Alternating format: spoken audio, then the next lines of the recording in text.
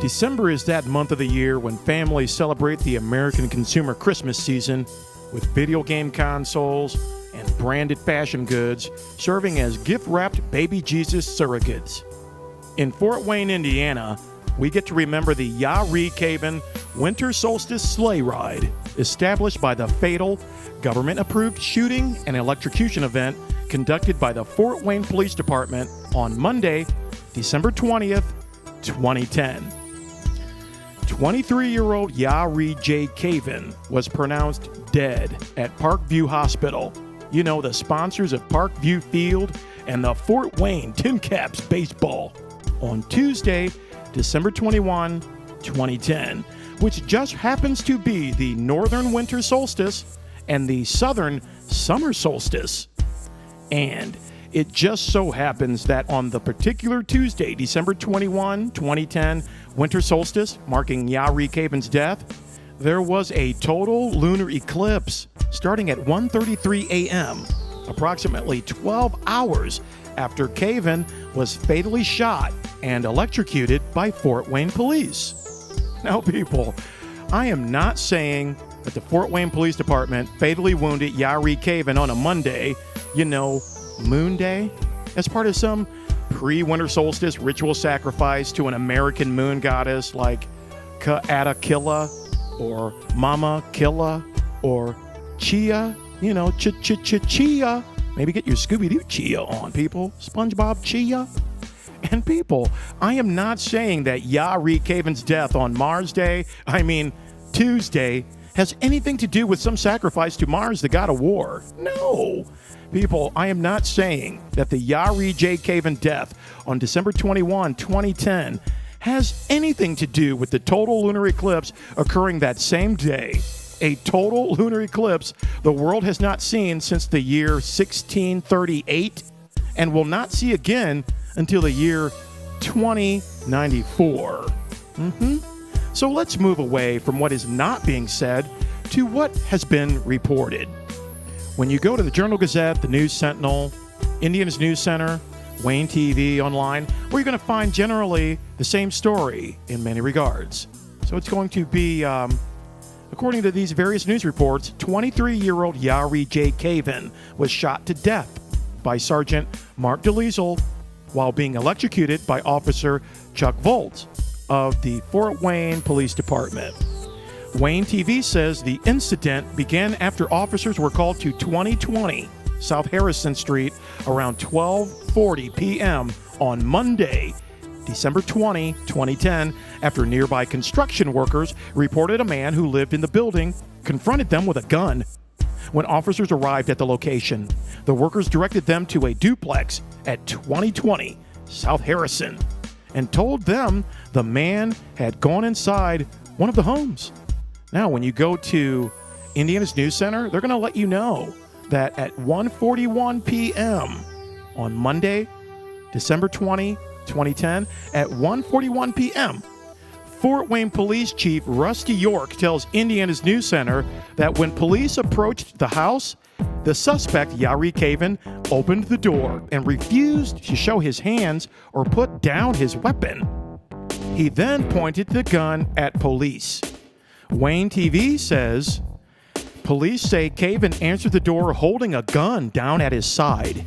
They say he ignored repeated commands to show his hands and ignored repeated commands to put his weapon down.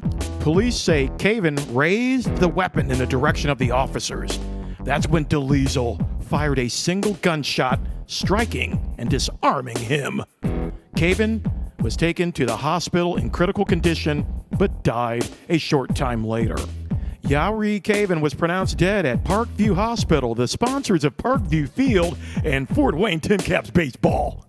Yahree Cavin was shot and electrocuted at home on Monday, December 20th, 2010. Yahree Cavin died at Parkview Hospital on Tuesday, December 21st, 2010.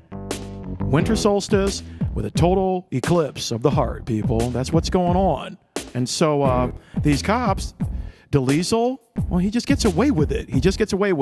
And so you have to go to the Fort Wayne media in March of 2011, and you're going to find out, well, the officer in this shooting Mark Dolezal, who shot Yahree Cavin to death, well, he was cleared in the shooting. Cleared.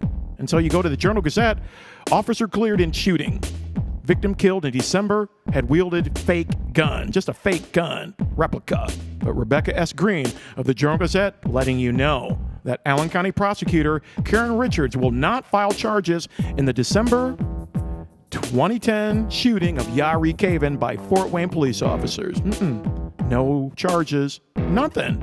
And so they're going to say Yahree Cavin raised a replica gun made to look like a semi-automatic handgun at the police, according to police.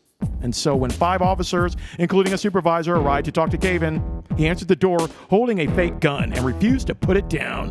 When he raised the gun at officers, the gun he refused to put down, well, according to the police, when Yahree Cavin raised the gun he refused to put down, Officer Chuck Volz shot Yahree Cavin with a taser. He tased the guy. He just electrocuted him. And while Chuck Volz is electrocuting Yahree Cavin, Sergeant Mark Dolezal shot him with his gun. Rebecca S. Green and the Journal-Gazette let you know that on March 23rd, 2011, after these cops are cleared in the shooting. But there's another twist that Rebecca S. Green lets you know from the Journal-Gazette.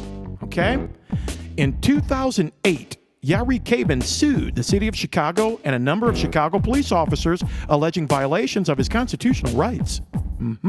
According to court documents filed in the U.S. District Court for the Northern District of Illinois, Yahree Cavin was eating at a McDonald's restaurant in November 2005 when it was robbed. While the employees were ordered into the back office, Cavin remained in the front, where he remained until police arrived. Cavin alleged that when he tried to tell police what he had witnessed, they instead arrested him for armed robbery in spite of the pleas of the employees that he was not the person who robbed them, according to court documents. The robber was never caught, but a then 18-year-old Cavin was detained for 2 years for the crime until the Illinois State's attorney dismissed the charges against him. While in jail for 2 years for a crime he didn't commit, Yahree Cavin contracted tuberculosis and missed the last half of his senior year in high school, according to court documents. Yahree Cavin was in the middle of a lawsuit against the city of Chicago and the police of Chicago for falsely arresting him and imprisoning him for 2 years for a crime even the Illinois state attorney said he did not commit. So while Yahree Cavin is suing the city of Chicago and these Chicago cops, well, that's when Dolezal and Volz shoot and electrocute this man. And so the Journal-Gazette letting you know this, but WOWO-AM, they don't want you to know this. WANE-TV, they've not reported this. Indiana's News Center is not reporting that Yahree Cavin was suing the city of Chicago and the Chicago cops when the Fort Wayne police killed Yahree Cavin. These people want you to believe that Yahree Cavin, a guy suing the city of Chicago and the cops, would come to the door in Fort Wayne with a toy gun to face these police. Yahree Cavin knows these guys aren't playing, but Indiana's News Center and WANE-TV and WOWO, they just want you to believe that 23-year-old Yahree Cavin is just a dumb brother with a toy gun. Just a fool capping off with a toy gun. They want you to believe that. Don't believe it, people. Now, you got to understand that now, according to the Journal-Gazette and Rebecca S. Green, well, the city officer who shot Yahree Cavin, well, he's being sued. He's being sued. A Chicago woman has filed a wrongful death lawsuit against the city of Fort Wayne and a police officer in connection with the December 2010 shooting of Yahree Cavin. That's right, people. You've got Alana Jones. Alana Jones, the mother of Cavin's son, and the woman who witnessed the police electrocution and shooting of Yahree Cavin. So Alana Jones, well, she filed a lawsuit in Allen Superior Court. And Alana Jones paints a different picture of the shooting. Alana Jones says Cavin returned from a trip to the mailbox, walked into his apartment, and locked the door. Shortly after he came inside the apartment, Dolezal came to the door of the apartment, and after Cavin partly opened the door, Mark Dolezal came inside with the other police officers, according to court documents. According to the lawsuit, Mark Dolezal and the other officers ordered Cavin to face the wall. Another officer asked him whether he had a gun. Cavin said he had a toy gun in his pocket. Alana Jones alleges that as Cavin was handing the gun to the officers and she and Cavin were explaining that it was not a real gun, the officer shot him with a taser, according to court documents. During the 5 seconds of the taser deployment, Sergeant Mark Dolezal shot Yahree Cavin in the back, according to court documents.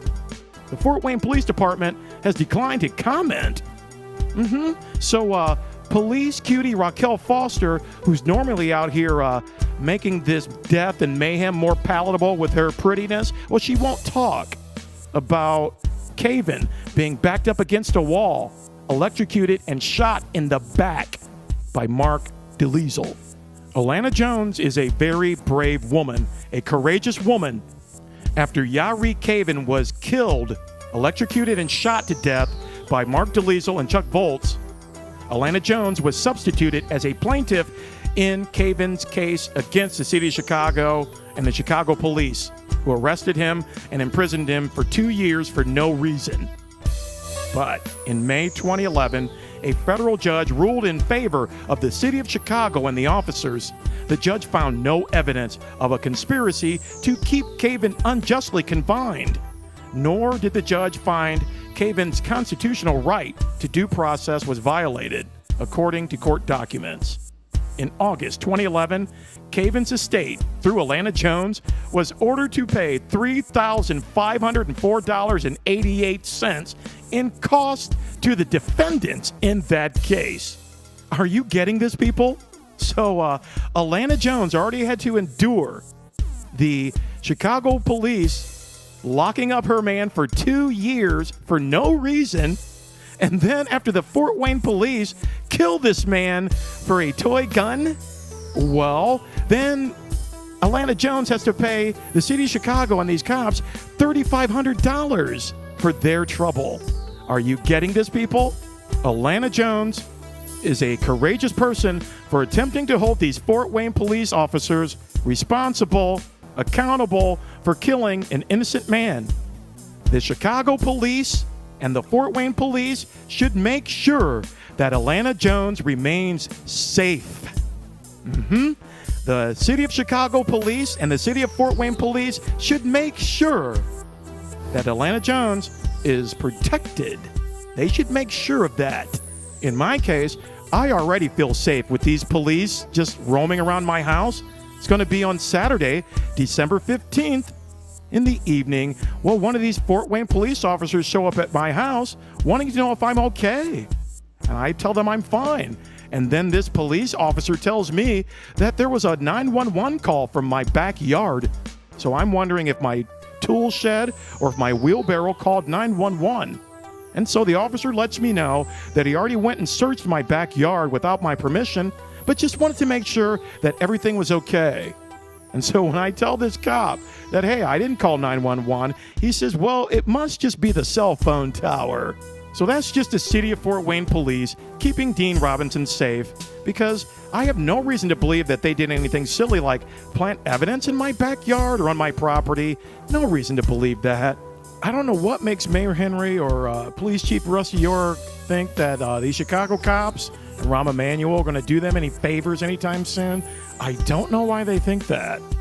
Now, the funny thing about these Fort Wayne cops, well, they know that they're better off just leaving Dean Robinson right where he is. Bothering Dean Robinson, not a good idea. And they know that displacing Dean Robinson, also not a good idea. Because if I'm not in Fort Wayne, Indiana, Dean Robinson will be everywhere. Besides, people, in our wildest fantasy, the Fort Wayne police can't take out Dean Robinson like they did Yahree Cavin. Not even for the city of Chicago. Because NASA says there's not going to be another total lunar eclipse on the winter solstice until the year 2094.